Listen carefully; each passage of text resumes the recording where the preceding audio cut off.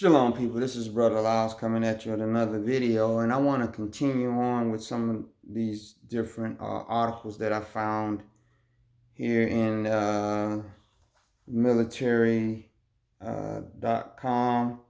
that I think would be interesting. This one is coming from the military history. And the name of the article is, yes, the U.S. Military Academy at West Point has a bronze KKK plaque on one of its buildings. This is a story by a person called Blake Stilwell. We're going to read a little bit of it and we're going to discuss it. It said, for better and worse, the real story of American history can get complicated. Notice it said the real. I'm glad they're acknowledging that some of it is not real.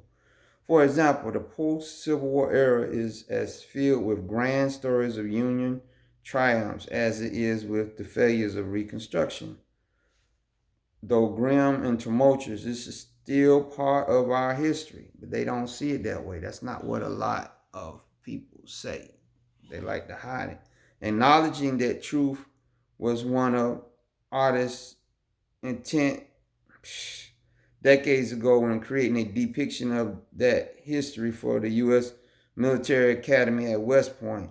Now her sculpture is the latest flashpoint in an effort to purge the U.S. military of Confederate symbols and honorifics. And what they're talking about is a lot of military posts and stuff are named after Confederate figures. Some of the biggest military posts in the Army are named after Confederate generals, right?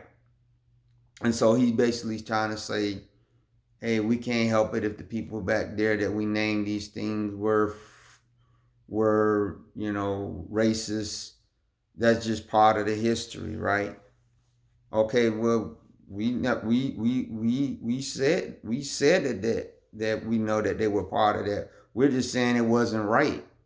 You're saying why you get but even before that, right? But let's go ahead. Let's keep reading. Say massive bronze artwork at the side of a West Point wall is a symbolic depiction of American history, its pivotal moments, and the people involved. But the centerpiece of the three-panel work includes a relief sculpture featuring the KKK. Now, I didn't even know this. I've been in the military. I even went to West Point one time. We was doing some training down there with the new cadets that was going in.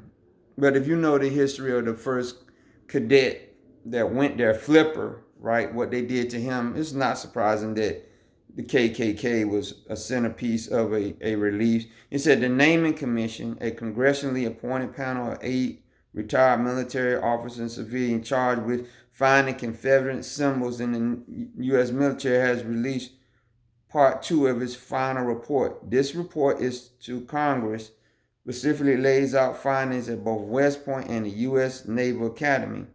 The commission said it found few Confederacy affiliate assets of either academy, but the image of a hooded Klansman above the words KKK was specifically mentioned as a point of concern. The base relief symbol is mounted on a bronze triclac, a 3-panel picture featuring a number of smaller sculptures on the wall of the Academy's Bartlett Hall. The artwork is 10 by 7 feet tall and 4 by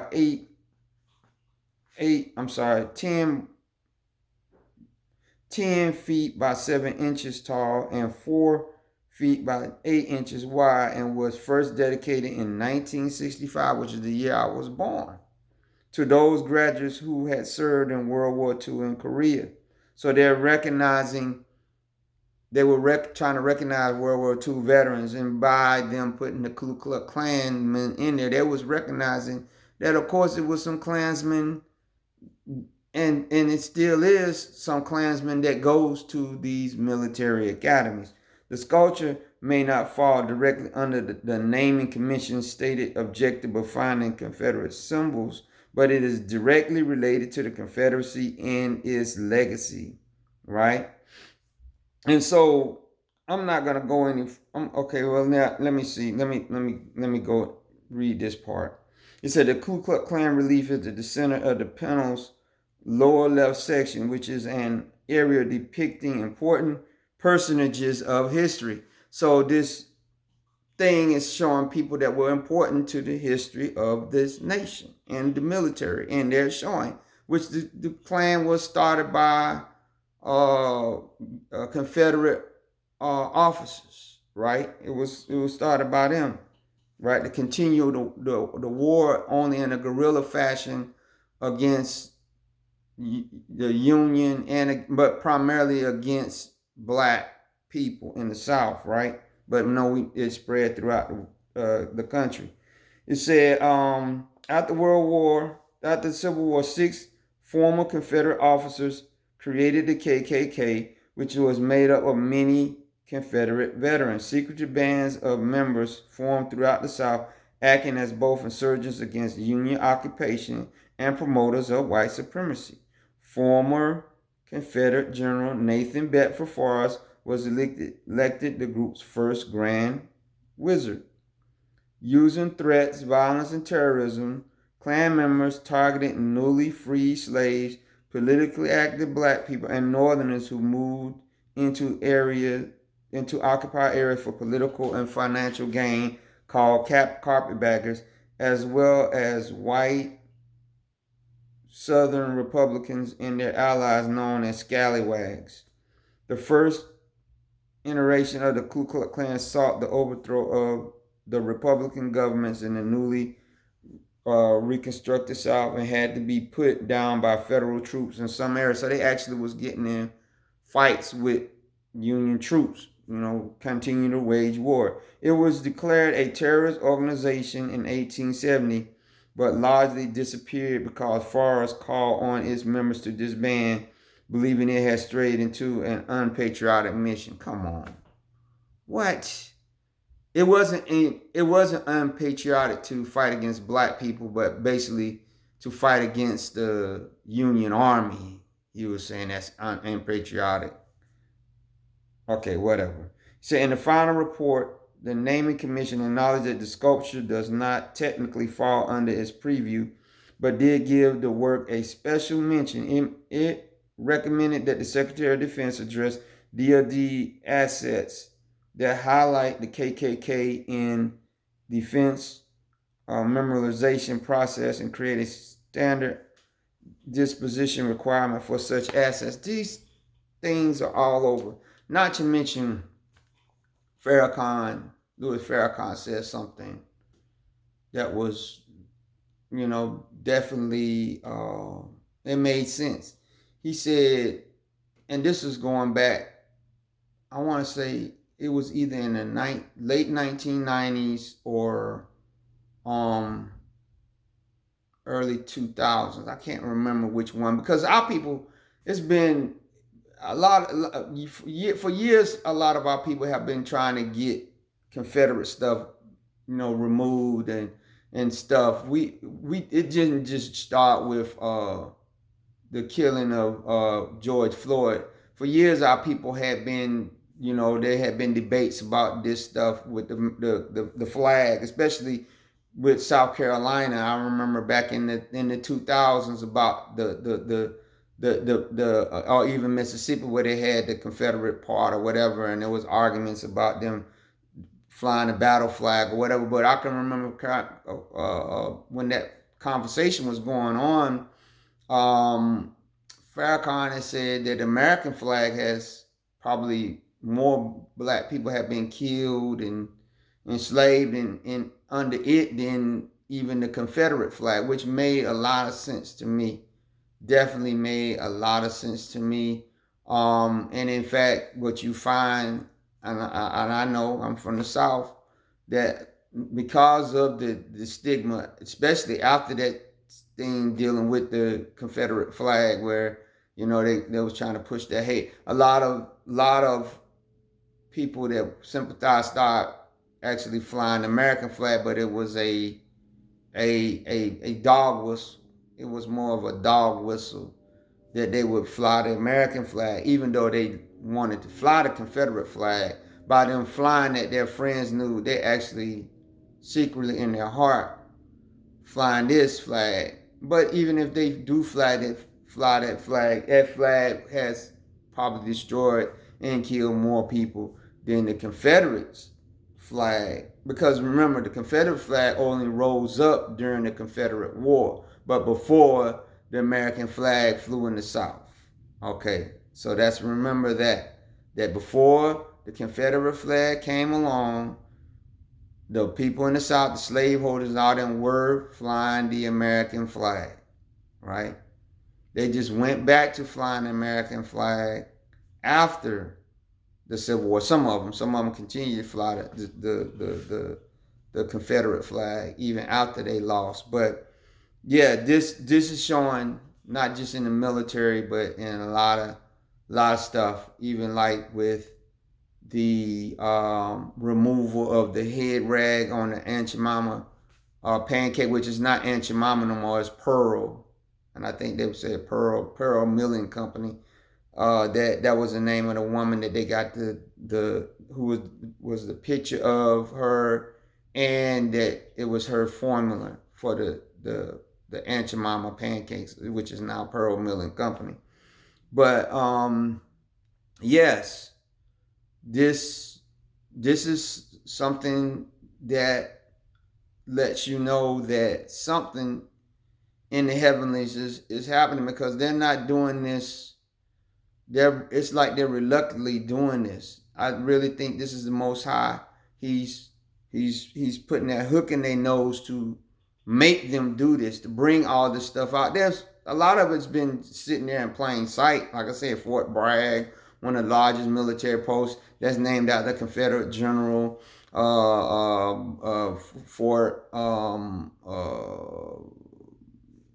what's that? Hood, that's named after the Confederate general. That's one of the largest posts in the world. All of it is there. And so again, this is just telling it like it is, right?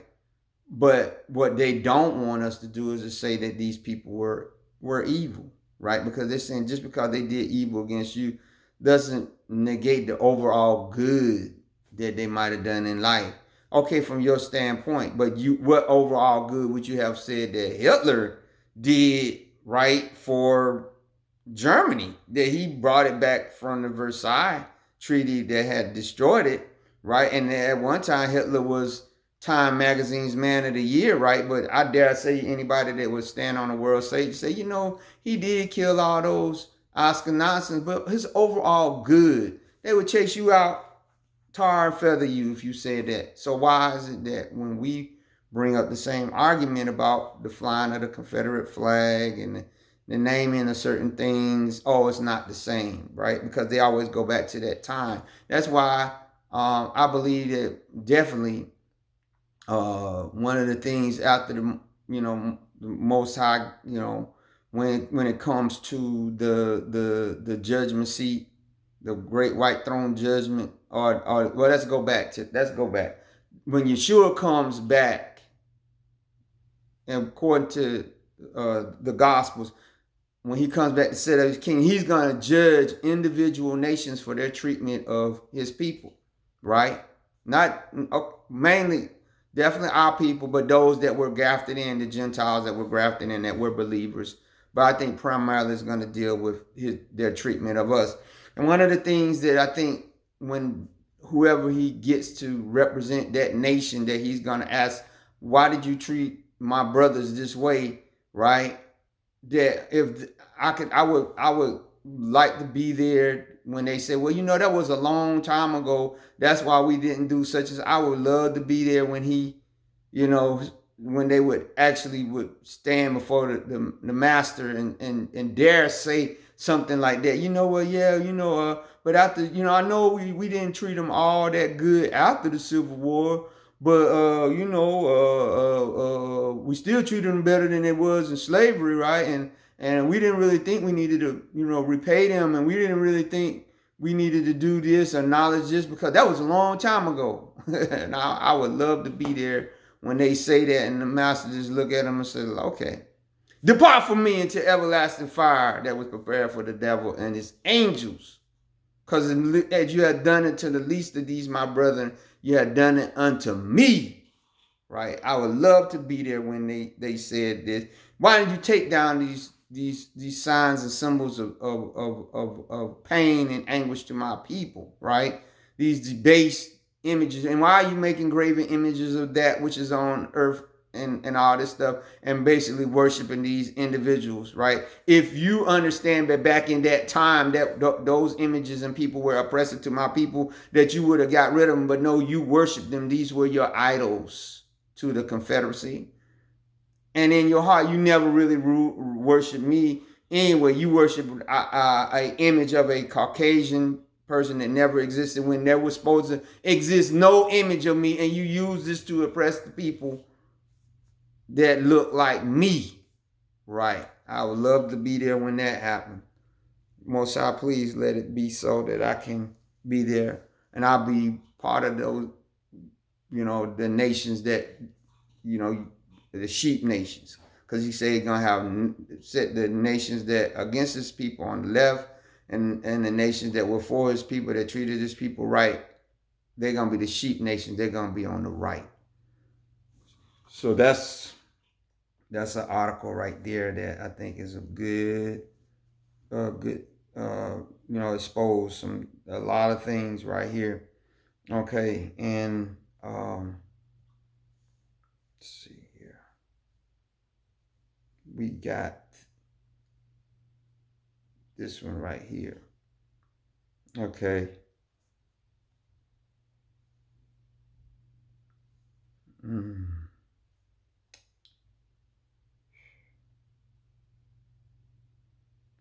Says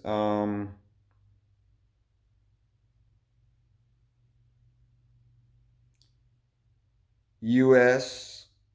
to send more advanced rocket systems to Ukraine. It says here, this is an article by Lolita C. Beldar. It said the U.S. will soon deliver to Ukraine 4 more of the advanced rocket systems credited with helping the country's military gain momentum in its war against Russia. The high mobility artillery rocket systems known as HIMARS will be part of a new $624 million package of aid expected to be announced on Tuesday, according to U.S. officials.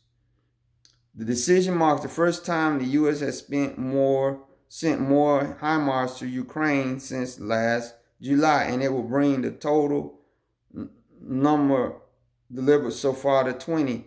The system has become a key tool in Ukraine's ability to strike targets that Russia has used to supply its troops, enabling Ukrainian forces to make inroads in Russia-controlled regions. The U.S. in recent weeks also provided funding through a separate program, the Ukrainian Security Assistance Initiative, so another 18 HIMARS can be purchased through long-term contracts.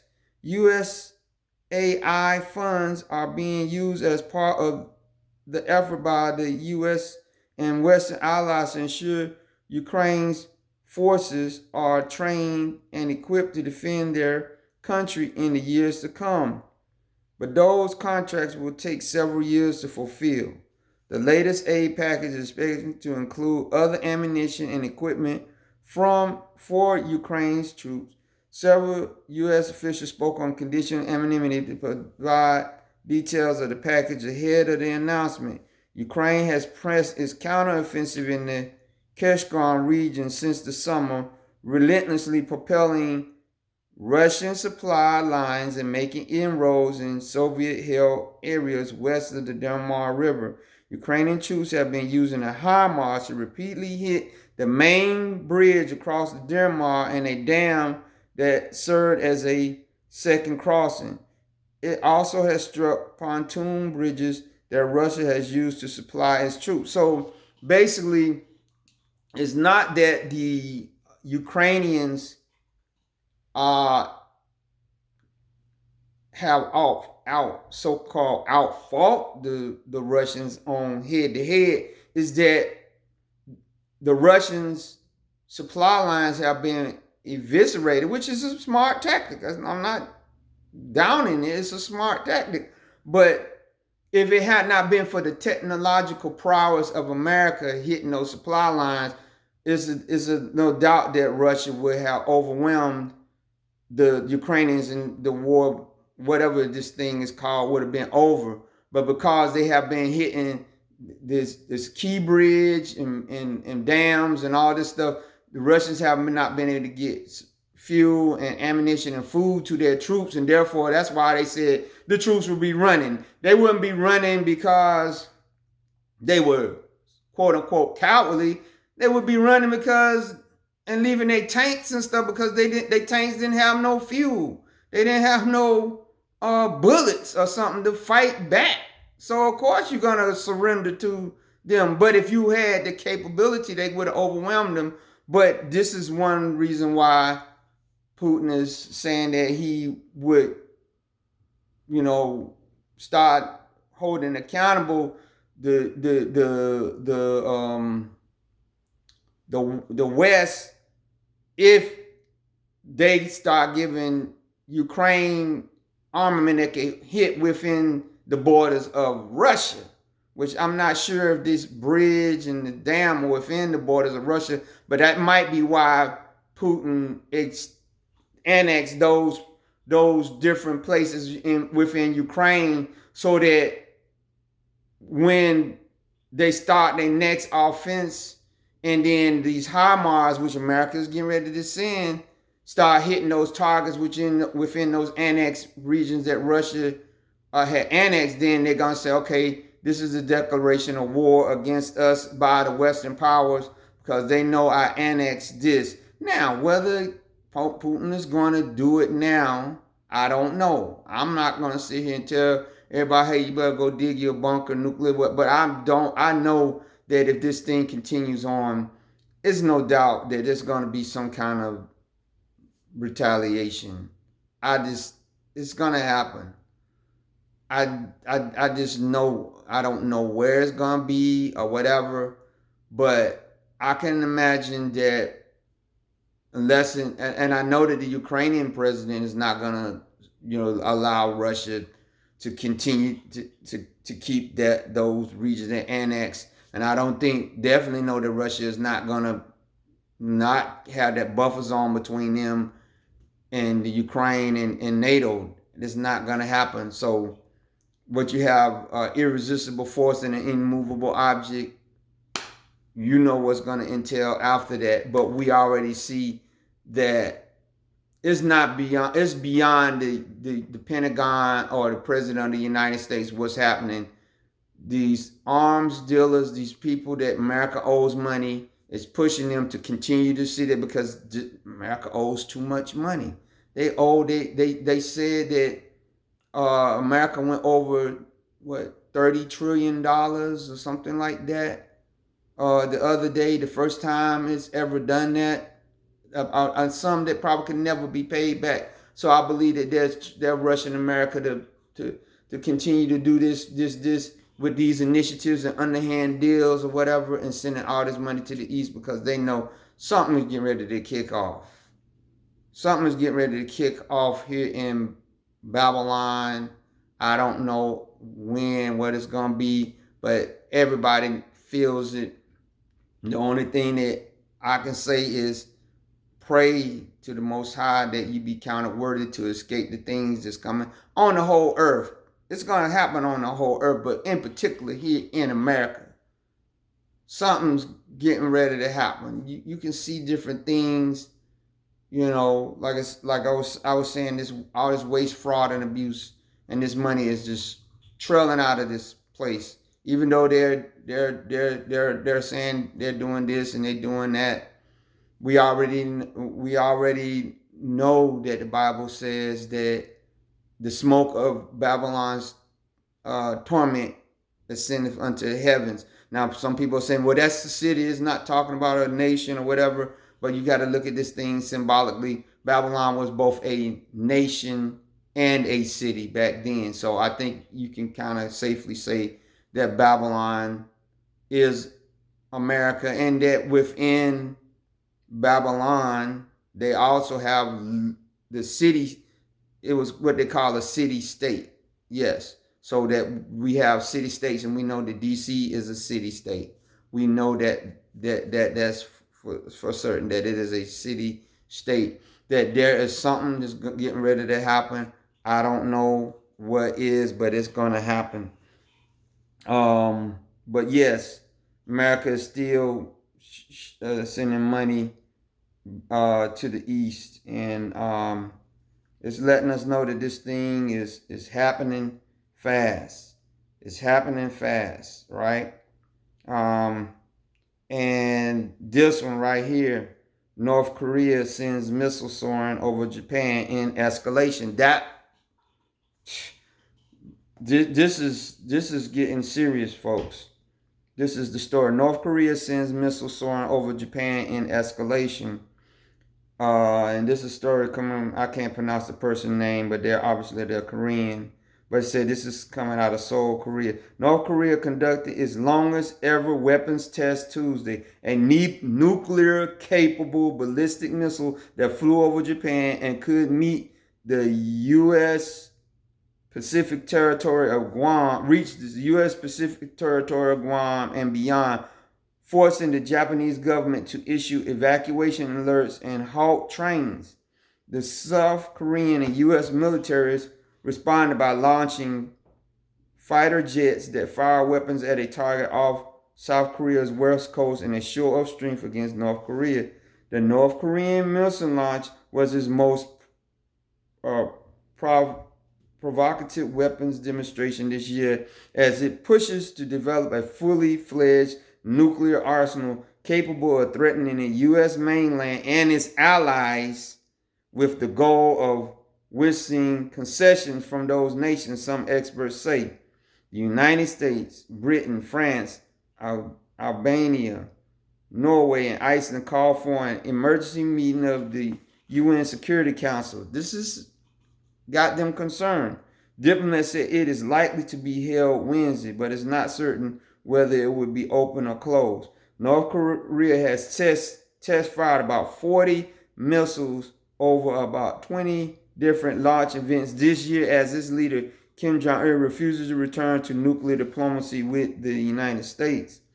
The U.S. strongly condemned North Korea's dangerous and reckless decision to launch what it called a long-range ballistic missile over Japan. The U.S. will continue its efforts to limit North Korea's ability to advance its prohibited ballistic missile and weapons of mass destruction program, including with allies, U.S. partners. National Security spokesman Adrian Watson said in a statement. South Korea and Japan earlier said the missile had an intermediate or longer range. If the launch involved a long-range missile, it could be a test of a weapon capable of targeting the U.S. homeland. It's getting there, folks. It's getting there. No one knows the day or the hour, but we know that before Yeshua said he was going to come back, there's going to be wars and rumors of wars, right? And I'm letting you know that you gotta be born again. You gotta be filled with His Spirit. You got to be led to know what's coming, because there's so much stuff. There's so much prophecy theories and stuff out of there, and people rewriting a book on what they think, and like I said, this reminds me of the 1970s in so many ways, except that there's so many more actors out there now, right? And there's so much more information out there that we know the behind scenes stories about a lot of stuff. But I got one final a story that I want to talk about, and this is getting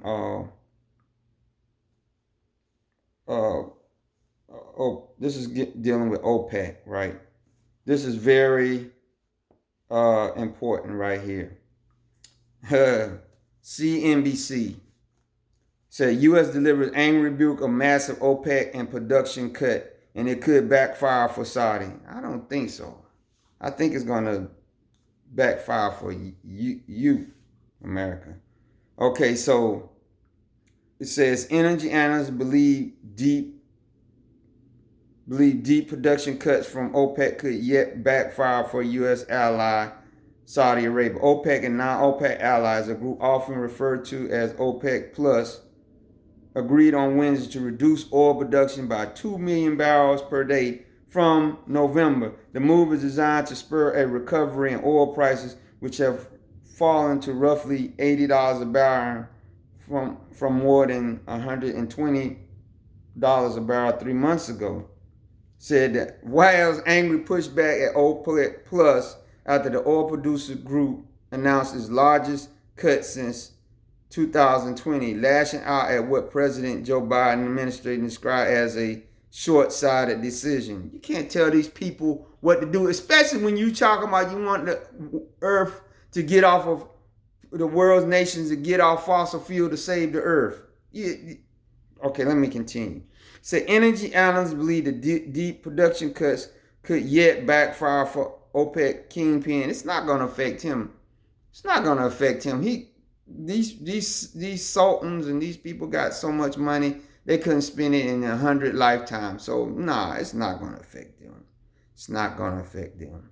It's going to affect us more because of what America did to its production, oil production here in this country, right? For better or for worse, what it did, all right?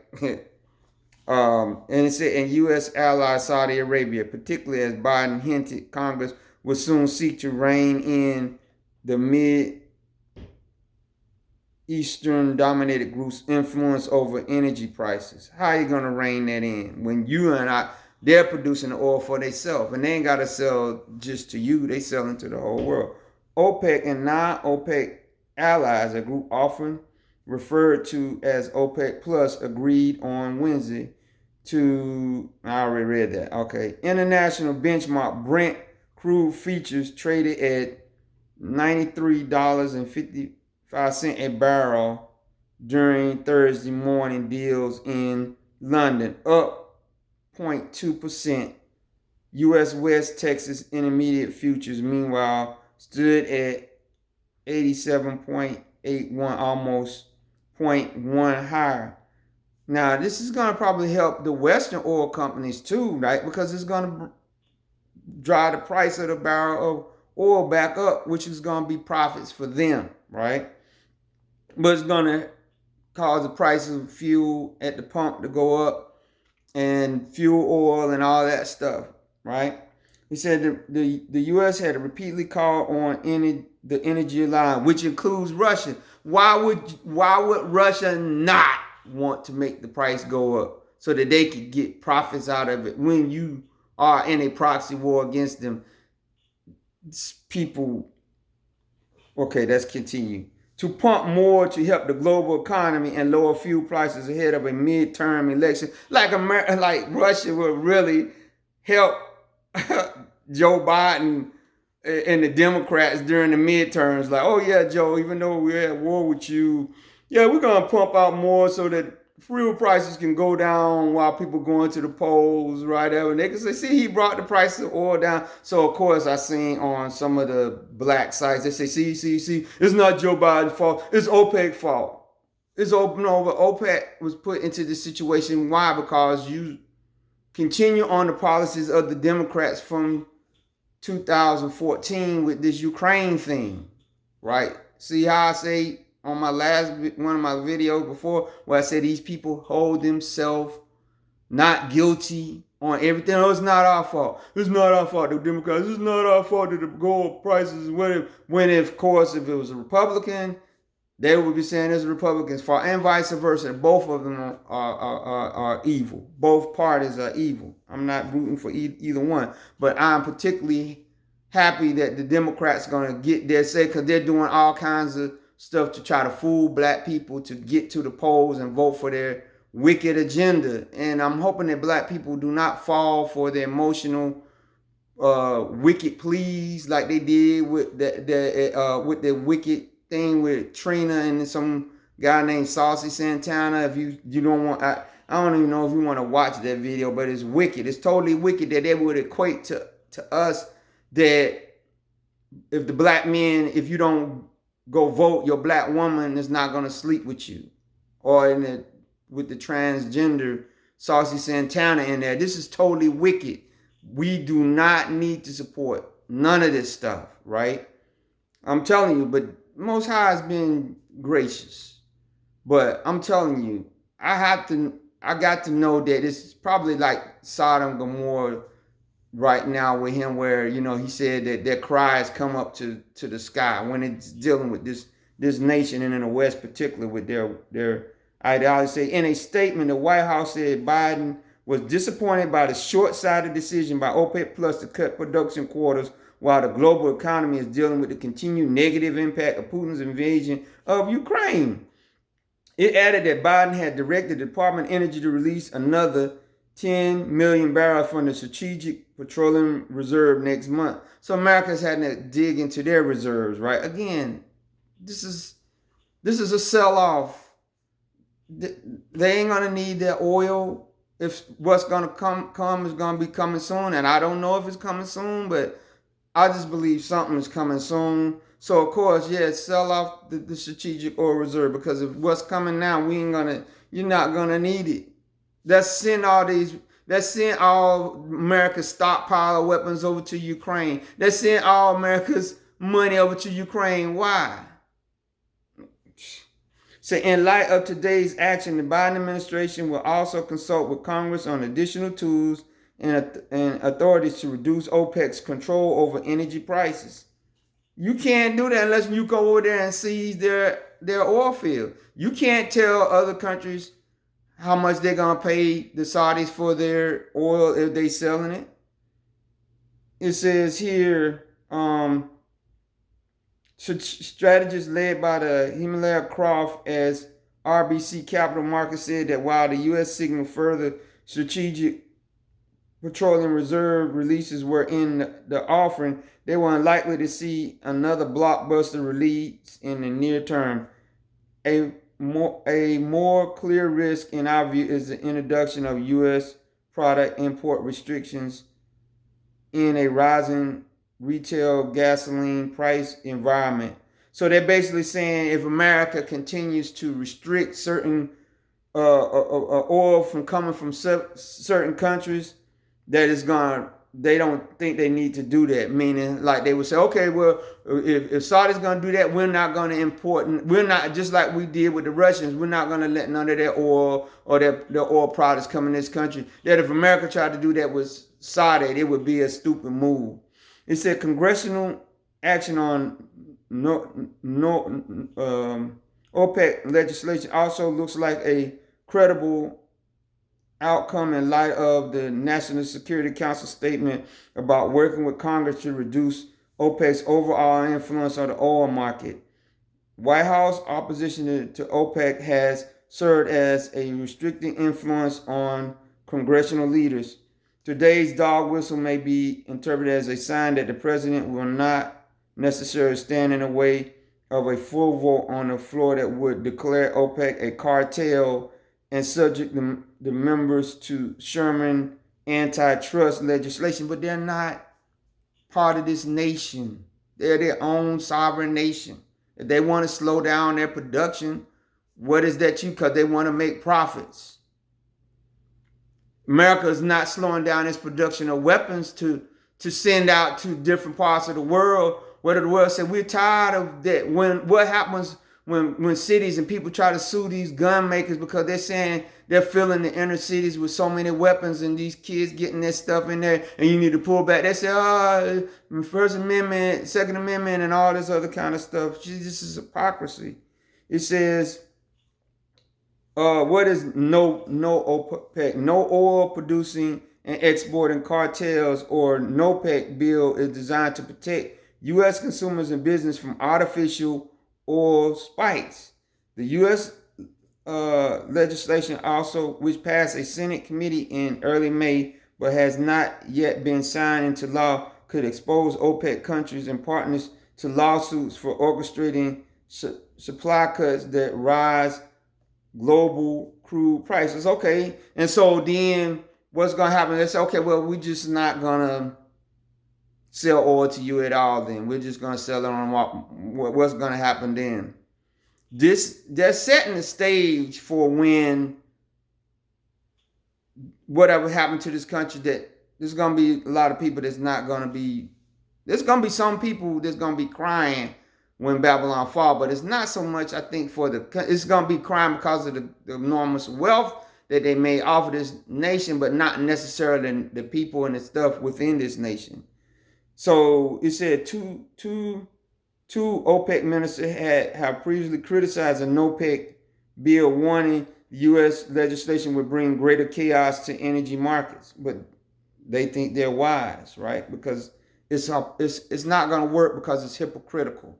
See, if you was righteous like you did, then that would be a good thing, but it's not, because you're not. Speaking at the news conference in Vienna, Saudi Energy Minister Prince bin Salman said, we will continuously prove that OPEC is here not only to stay, but here to stay as a moderating force to bring about stability. OPEC Secretary General Al-Grush also defended the group's decision to impose deep output cuts, saying the alliance was seeking to provide security and stability to the energy markets. Asked by the CNBC's Hadley Gamble whether OPEC Plus was doing so at a price, Al-Grush said, everything has a price. Energy security has a price as well. Only 3 months ago, Biden arrived in Saudi on a mission to urge one of the nations, the world's largest oil exporters, to ramp up production. So it's not like that they was going to do it anyway. You asked them, and they said they was going to vote on it in their meeting, and they said they don't want to. So here again, it's in a bid to help bring down gasoline prices. The trip was part of an effort to improve diplomatic ties with Riyadh, which collapsed after the murder of journalist Jamal Khashoggi in 2018, especially after you talk trash about this guy and he's now a prince or whatever. Of course, he was going to do that anyway. So weeks later, however, OPEC Plus raised oil output by a minuscule 100,000 barrels per day in what was widely interpreted as an insult to Biden. Yeah, of course. Asked on Wednesday whether the group was using energy as a weapon following its decision to impose deep production cuts, Saudi Arabia's Solomon said, show me where is the act of belligerence, period. Just because you said. Energy analysts said that the actual impact of the group's supply cuts for November was likely to be limited, with unilateral reductions by Saudi and the United Arab Emirates, Iraq, and Kuwait likely to do the main job, right? What's more, analysts say it is currently difficult for OPEC Plus to form a view more than a month or two into the future, as the energy markets faces the uncertainty of more European sanctions on non-OPEC producing Russia amid the Kremlin's onslaught, including on shipping, insurance, price caps, and reduced import. The Saudis are saying that this was a market-driven decision and that they expect demand to drop over the winter. I cannot see how a cut of this volume is anything less than a political statement. Michael Stevens, Associate Fellow of the Royal United Services Institute think tank in London. And even if it were based on technical reasons and purely supply and demand, that is not how it's being interpreted by the USC. Again, how they see, they hold themselves not guiltless for none of it, any of this. And so perception is 99% of the law. And the perception is the Saudis are not holding up their end of the bargain. Again, The era we're in clearly shows that even if the Saudis cooperate with Russia on oil prices, that is going to be viewed as overt support for Russia. Again, your view, your view, your view. And this is why, again, it goes back to whatever they say goes. And this is why I'm saying Yeshua told us to come out of Babylon. Come out of Babylon. We got to come out here first, right? But soon it's going to be forces. There's going to be events that's going to come, including some of these events that I just got through naming with the monies and different things moving or whatever that we need to be aware of. But that we need to ask the Most High, because okay, this, like, let's just say for instance with my pension, right? You know, and different things that I have, insurance and all these different things that I'm paying into. The Bible said, occupy till he comes. So I'm not gonna go shut my stuff down or whatever, because all this stuff could take a year or more, or it might not take but 6 months. I don't know. Therefore, I gotta live for today, but I'm looking to the future, that I know that one day I might have to flee out of this place, and all that stuff, especially if this nation goes down, it's gonna be null and void. But that will depend on the Most High, that He gonna take care of me and my family wherever He direct us to go to. You know, and you understand what I'm saying? So I keep that in mind as I do what I need to do day by day. But I also keep in mind that I understand that all this stuff is going to pass away. It's going to pass away. Heaven and earth shall pass away, but His word shall not pass away. And so I would just tell you to definitely keep your eyes on what's going on between Russia and America and all these other conglomerate forces that's going in. Keep your eye on the money. Follow the money. That's going to tell you everything, because everything is built on the money. But the Bible said the love of money is the root of all kinds of evil. It's the love of it. It's not that, you know, it itself is just a piece of, and it's actually not paper. It's made out of cotton. Dollar bill is made out of cotton. Old blue jeans, I've seen it. But it's not that dollar or $10 or $20 or $100 itself is evil. It's the use of it and what it can get, and that people can control what it stand behind, or the gold or the silver, because it doesn't have to just be banknotes. It can be any of that. It's the love of it that is causing all this, because this is how Satan controls those in this kingdom, through the money. It's a good book you gotta read one day. It's called The Babylonian Woe, and it talks about how all this stuff with the fiat currency and all this stuff started way back in Athens, right?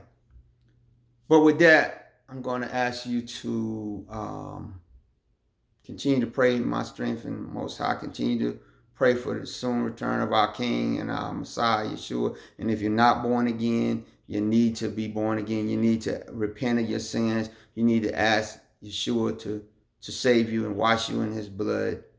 And you need to ask the Father to fill you with His Spirit. And with that, I'm going to ask you to give this video a thumbs up. I'll ask you to leave a comment. I'm going to ask you to subscribe. Be blessed.